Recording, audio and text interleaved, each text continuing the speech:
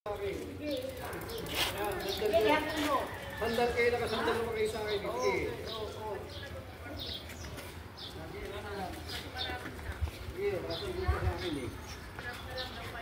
Ah, hindi pala ano. Paralyzed pala.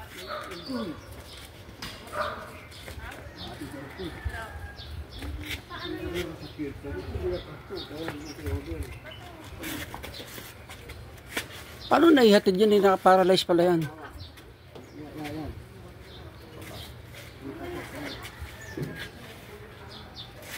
So, si tatay. Dinala daw ng apo. Dito tapos iniiwan. Yung isang paa nakakaapak, yun ang iapak mo sa loob. Yung isang paa, yung paa. Yung kaliwa. Wala pa damit yun? Damit?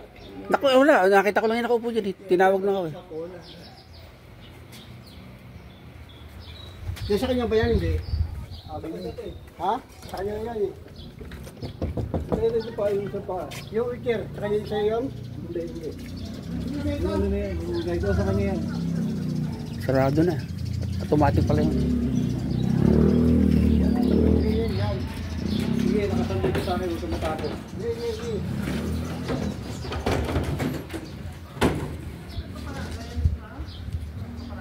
Yan,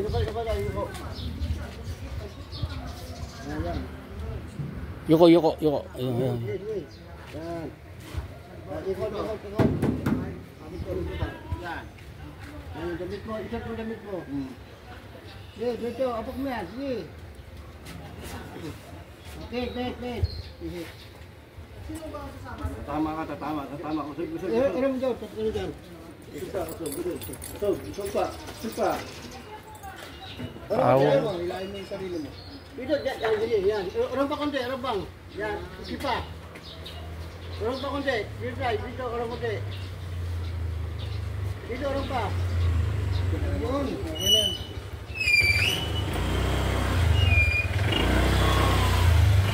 Urang mo sa likod mo.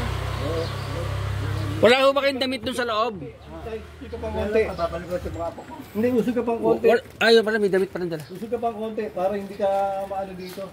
Yan. Walang yan namang apo yun, iniwan. Parang iniwang aso lang sa pusa.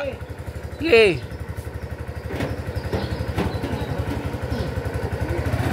Okay, bahala na kayo dyan.